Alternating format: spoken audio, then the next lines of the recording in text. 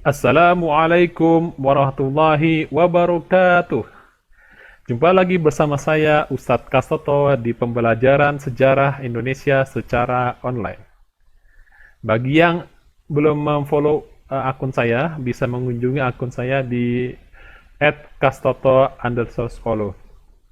Ya, ini adalah akun Instagram saya. Bagi yang belum mensubscribe channel YouTube saya, bisa mensubscribe channel Historia Tarihi. Diklik tombol subscribe, kemudian nyalakan lonceng. Ya, di sini kita akan sama-sama belajar dan insya Allah banyak informasi terbaru, menarik dan sebagainya di akun atau channel YouTube saya ini. Oke, kita lanjut pembelajaran kita sejarah Indonesia secara online. Kemarin kita telah menyelesaikan materi mengenai perjanjian Ligarjati hingga agresi militer Belanda yang pertama. Oke, setelah agresi militer Belanda yang pertama ini, delegasi Indonesia yang di PBB itu melaporkan kejahatan perang yang dilakukan oleh Belanda kepada Majelis PBB, yang nanti akan melahirkan perjanjian Renville. Nah, setelah itu akan terjadi juga dibatalkan kembali perjanjian Renville oleh agresi militer Belanda yang kedua. Kemudian agresi militer Belanda yang kedua ini ditanggapi oleh pemerintah Republik Indonesia dengan mengadakan perundingan Rum-Royen. Nah, nanti ke depan dan sebagainya, Rum-Royen, ada Inter-Indonesia, kemudian nanti sampai KMB.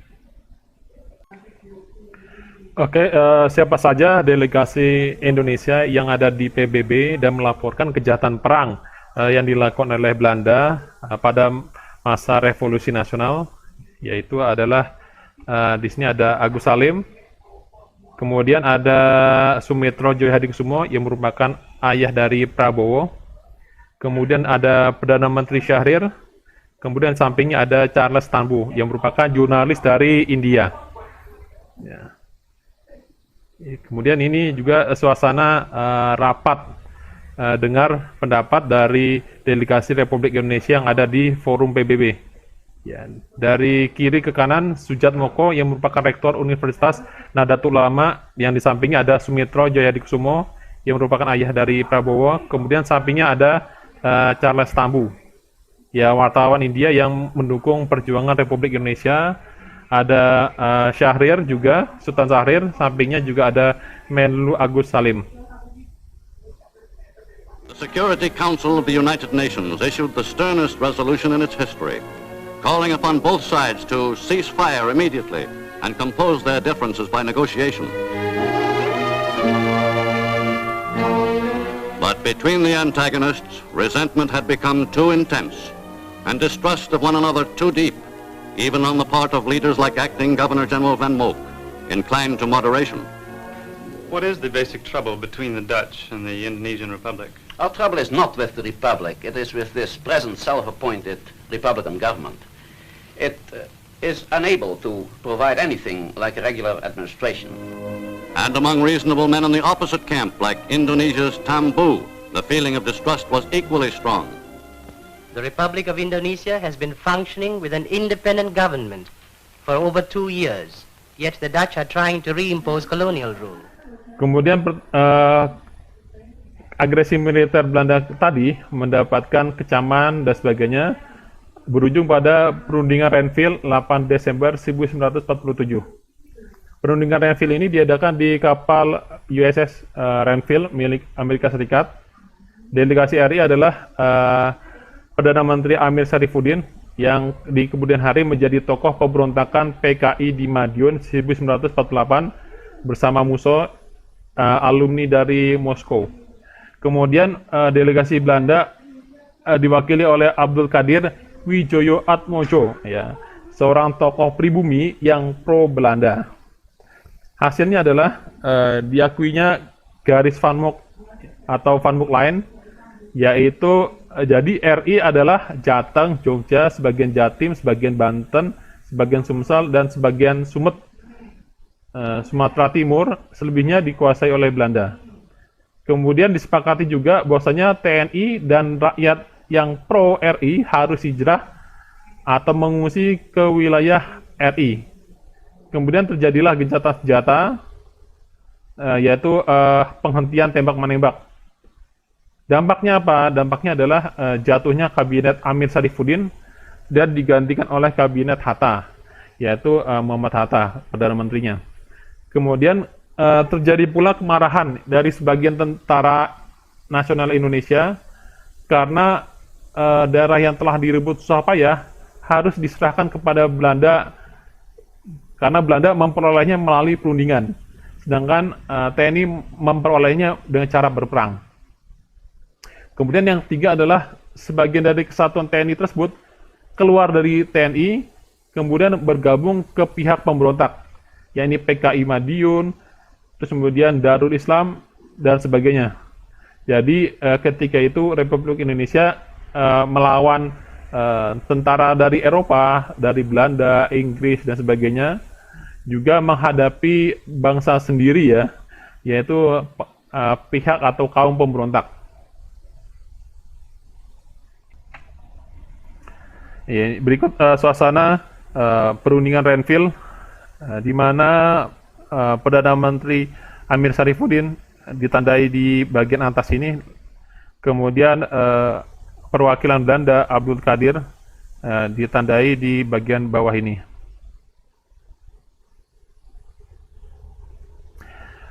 Dan ini adalah hasil dari perundingan Renville, wilayah Indonesia yang tadinya Jasuma, sekarang menjadi bagian kecil-kecil saja di wilayah Sumatera dan Jawa.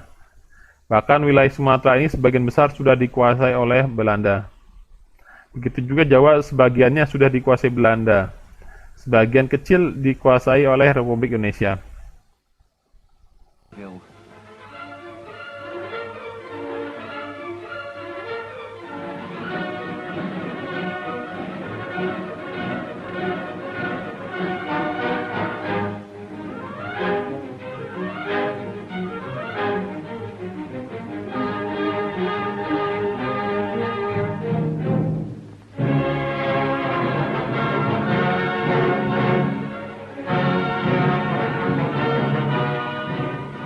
Op dezelfde plaats en rond dezelfde tafel waaraan in december van het vorige jaar de besprekingen begonnen, wordt de bijeenkomst door de voorzitter van de week, rechter Kirby, geopend. Hij leest de voorwaarden der bestandsovereenkomst voor en verzoekt de delegatieleiders er hun handtekening onder te plaatsen. Achtereenvolgens tekenen Raden Abdul Qadir voor Nederland en Sarifuddin voor de Republiek. Weer is een stap gezet op de weg naar de oplossing van het Indonesische probleem. Peristiwa berikutnya adalah agresi militer kedua yang dilakukan oleh Belanda atau disebut sebagai Operation Cry yang terjadi tanggal 19 sampai 20 Desember 1948. Ya, kalian bisa cek juga di Wikipedia seperti ini, agresi militer Belanda yang kedua, Operasi Gagak atau Operasi Cry. Kenapa disebut gagak? Karena serangannya begitu cepat dan mendadak gitu ya, serentak dan mendadak. Tujuannya adalah menangkap para pemimpin Republik Indonesia di Yogyakarta, kemudian mendapatkan pertentangan ya, kritik, kecaman dari dunia internasional atas upaya Belanda mengembalikan kekuasaannya di Indonesia. Jadi Belanda mengadakan agresi militer yang kedua ini di semua wilayah Indonesia. Dan di Jogja, target Belanda adalah menangkap Soekarno, Hatta, Sahrir, dan tokoh-tokoh nasional pada 19 Desember 1948.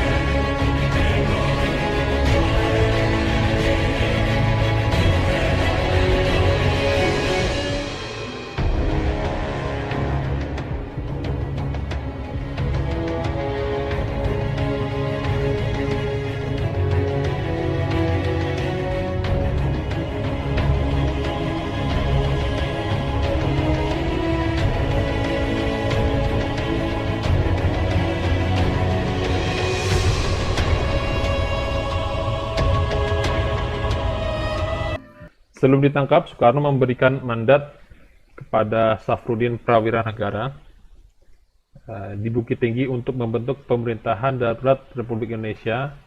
Jadi menempatkan Safrudin sebagai presiden pemerintahan darurat. Dan pemerintahan di pengasingan, jika misalkan pemerintahan darurat ini berhasil dikuasai oleh Belanda, maka dijalankan plan berikutnya, yaitu plan C, di mana pemerintahan darurat Republik Indonesia diserahkan kepada A.A. Maramis yang berada di India. Kemudian Sultan Hamengkubuwono IX merencanakan serangan umum, dan rencana tersebut dijalankan oleh Jenderal Sudirman. Seperti apa sih strateginya seperti ini?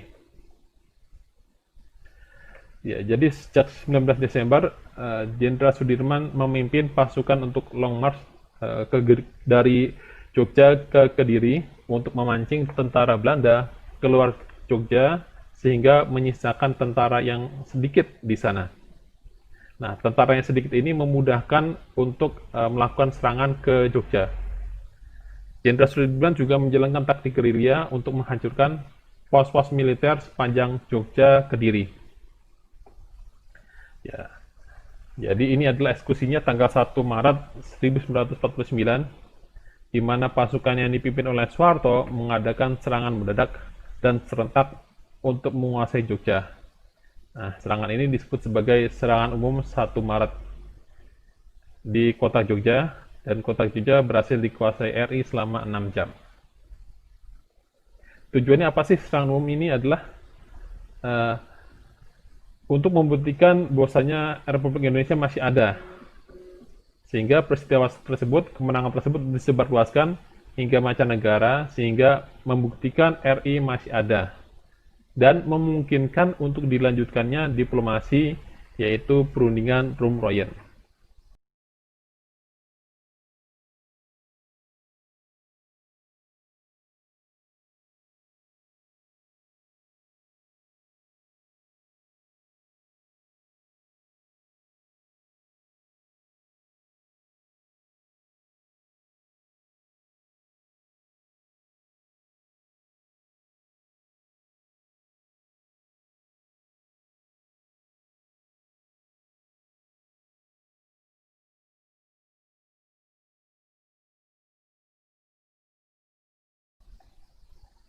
Sedangkan di Surakarta terjadi pula serangan umum tanggal 7 sampai 10 Agustus 1949 yang dipimpin oleh Slamet Riyadi di usianya beliau ke 22 tahun. Ia bertujuan untuk memukul mundur nikah dan untuk mengenang perjuangan rakyat Surakarta tersebut, maka dibangun Monumen 45 di Banjarsari.